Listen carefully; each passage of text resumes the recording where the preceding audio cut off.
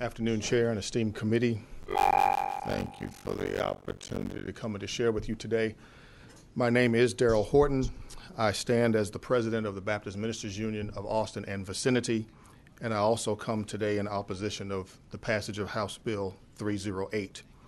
As you've already heard today, I believe it is important for us to know that places of worship are unique places. They're not the same as a grocery store. They're not the same as an amusement park. They're not the same as a business, but it is a special place where people come to find the sanctity of worship and to find the security of the God they choose to worship.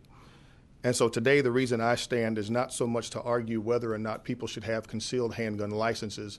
What I come today is for the concern of allowing churches to make their own decision. It is my understanding, it is our understanding that by passage of this bill, that decision will be taken away from the leadership of the church.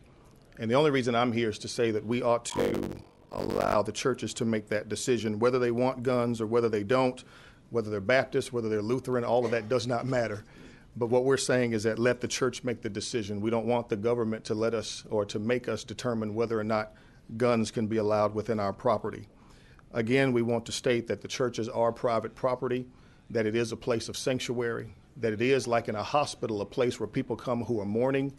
I'm sure there are several stories that clergy could tell you of funerals of young people who have been gang members, and I'm sure the last thing they would want are to have individuals who are coming to these funerals who are emotional, who are upset, and having activity taking place that is not satisfactory.